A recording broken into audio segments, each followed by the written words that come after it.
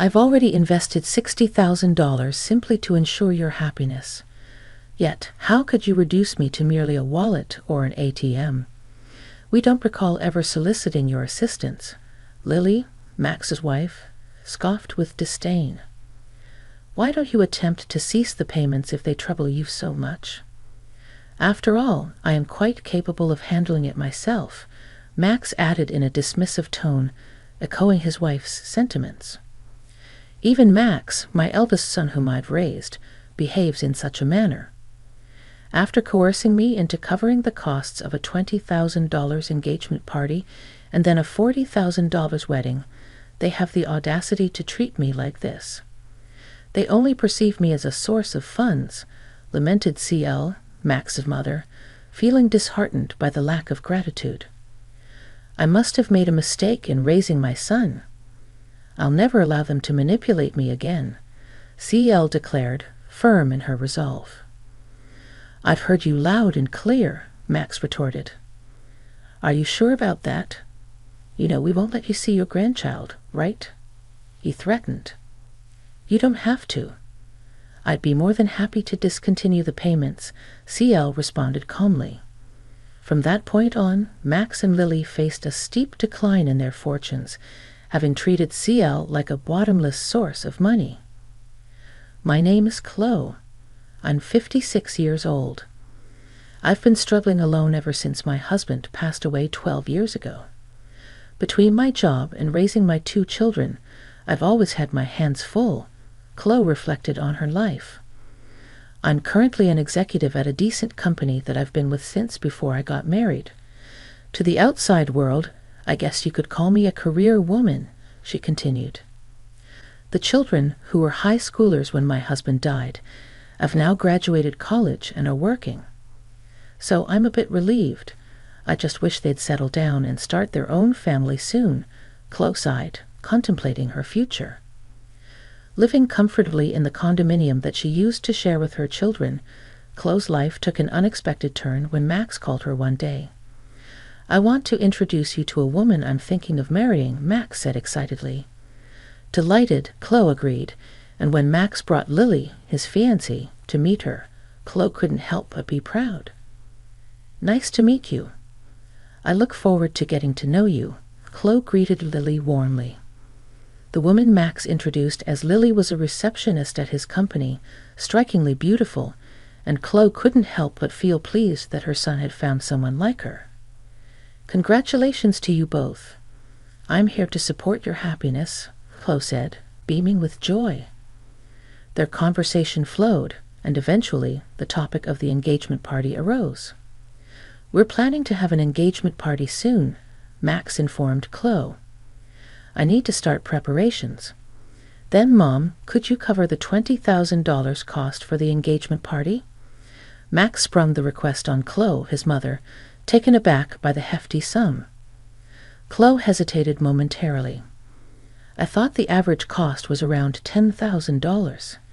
However, seeing their happy faces, I couldn't refuse and agreed. Of course, it's a happy occasion, she conceded. Later, Chloe's eldest daughter, Mia, paid her a visit. How's work going? The deadline was yesterday, Chloe inquired, concerned for Mia's well-being. I'm managing well, so don't worry, Mia reassured her mother.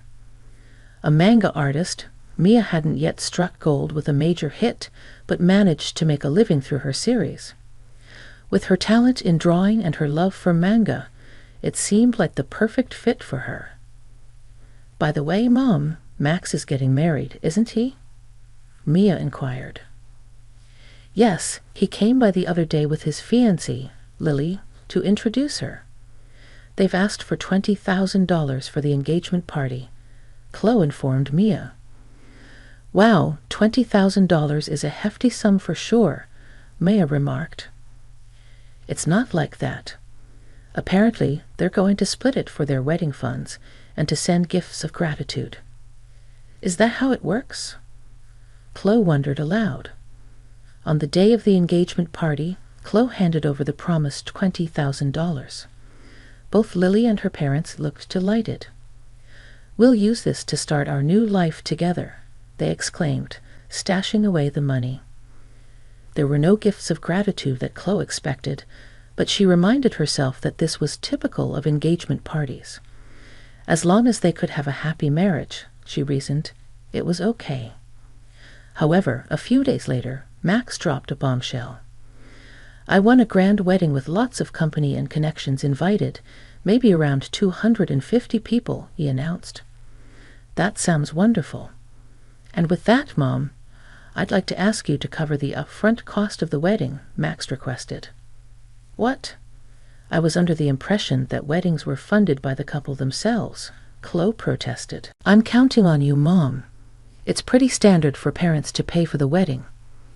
But didn't I give a lot of money for the engagement party? Lily's parents are frail and can't contribute, and I'll give you back the wedding gift. Max pressed on, leaving Chloe feeling reluctant to agree. Opening the bill Max had brought, Chloe's heart sank at the amount. Total, $40,000. The idea of such an upfront cost made her head spin.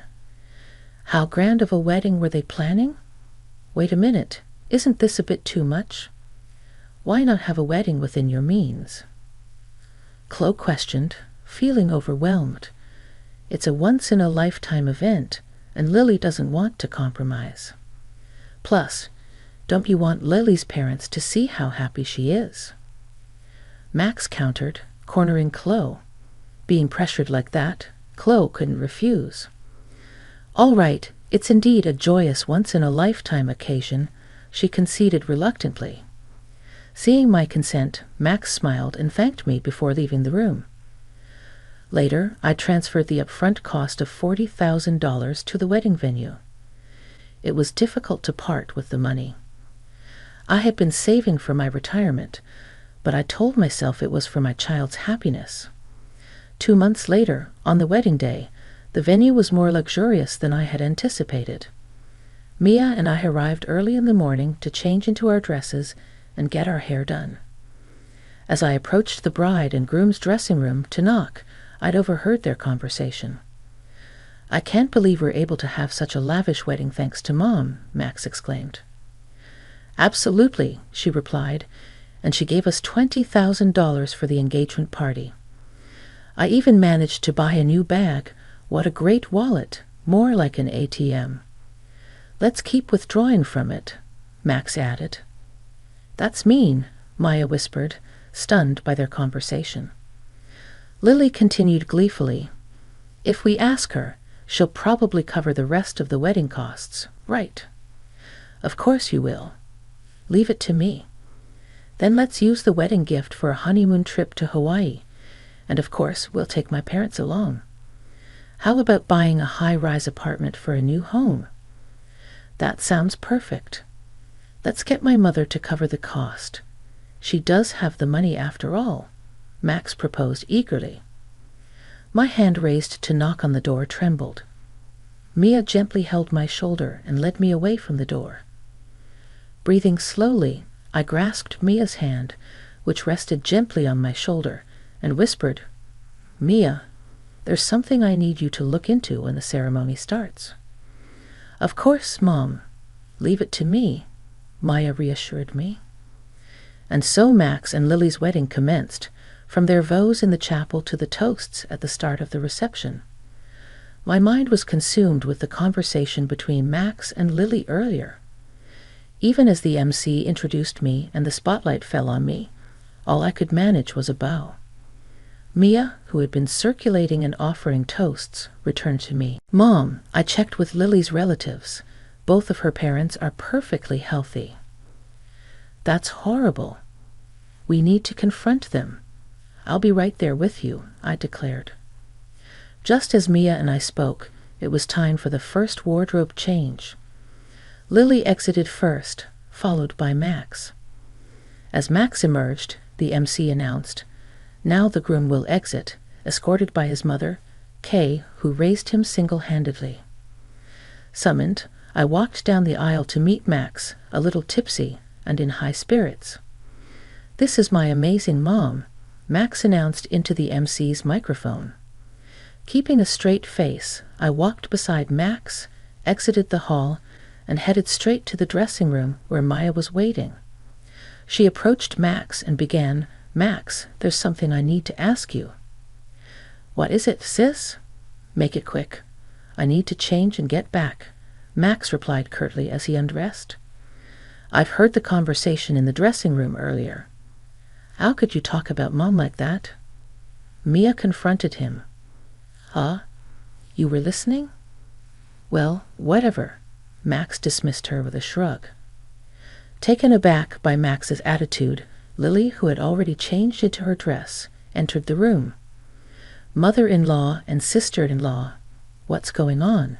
she demanded. "Mia found out that your parents are healthy. They both have good jobs. Why are you making our mom pay for everything? What's going on?" I added, unable to contain my frustration. "What is this? Some kind of sister-in-law bullying? Scary Lily?" Lily mocked dramatically, recoiling. My patience snapped at her mocking attitude. "I've already paid $60,000, hoping for your happiness, and yet you treat people like their wallets, like ATMs. What kind of language is that?" I confronted Lily, exasperated by her dismissive attitude. Hearing this, Lily laughed as if it were a joke. "Acting all high and mighty for such a small sum. We're not in your debt. Besides, it's normal for the groom's parents to pay for the wedding, right? But you lied about your parents being ill to buy a new bag. Who are you eavesdropping on? That's a terrible hobby," Lily retorted, mocking Mia. Mia, angered by Lily's words, snapped back, "Watch your mouth. I don't want to be told off by someone doing some weird job as a manga artist. It's because you're such a nerd that you can't get married. That's right. You're hopeless when it comes to marriage, sis," Max chimed in, joining Lily in the mockery, stunned and speechless by their cruelty. I tried to scold them, but Max just laughed and responded, "If you're going to talk like that, try stopping the payments. After all, I'm an elite. I can easily handle it. Well, it'll be a shame to lose the cash cow. I had paid $20,000 for the engagement party and $440,000 for the wedding. And this was how they repaid me. No gratitude, only cruelty. Feeling like I had failed somewhere in raising my son, I made a firm decision. I've had enough. I won't be manipulated by them anymore. I've heard all you have to say," I told them. "Are you sure about that? If you don't listen to us, you won't see your grandchild," Max threatened. "That's fine. You don't need to bring them over. I'll gladly stop the payments," I replied firmly, refusing to yield to their threats. Max and Lily stared at me, stunned, as I continued, "I'm severing hard ties here. I wish you all the best." Taking my hand, we left the venue, the joyous noise of the reception still audible as we departed. A month later, as Mia and I were enjoying some tea at home, the intercom rang with a shrill tone. "Oh, Mom, it's Max. What should we do?"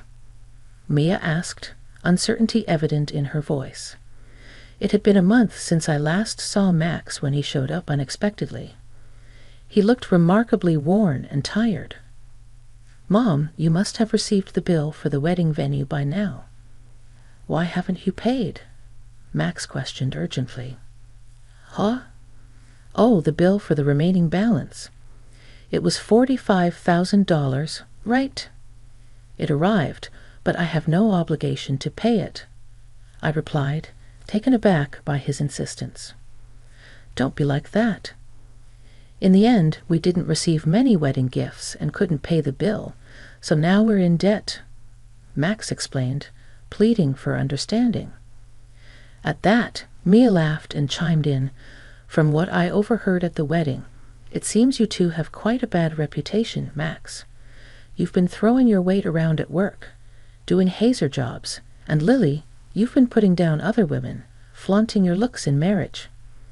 I can see why people wouldn't want to give wedding gifts to people like you. Hey sis, stay out of this. Max snapped, clearly annoyed by Mia's comment. I sighed deeply. You too. It's not just me you haven't been considerate of. It's everyone around you. The wedding expenses are your own doing. Please pay them yourselves, I pleaded desperately. Mom, I'm in a bind here.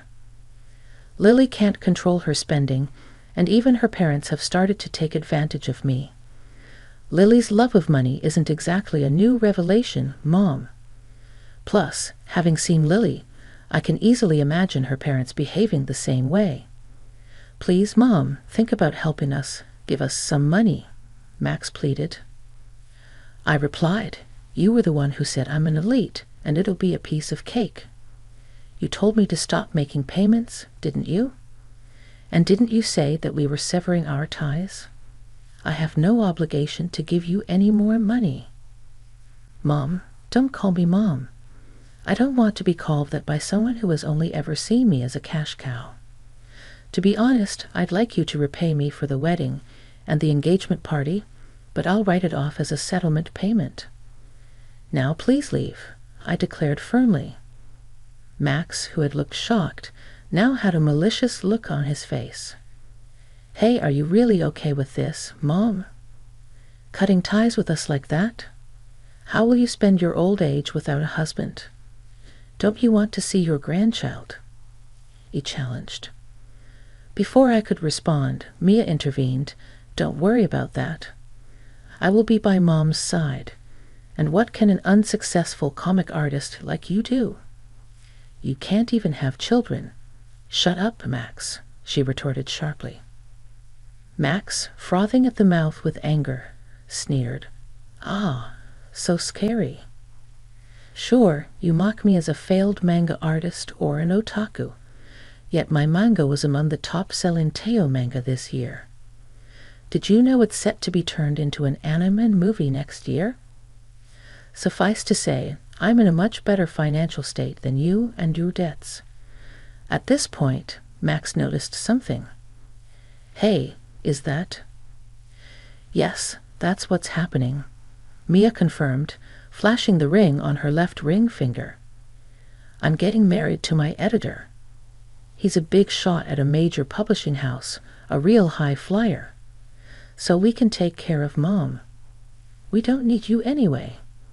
We never intended to have our children care for us. Thanks, Mia. We're having a wedding, but we'll handle everything ourselves.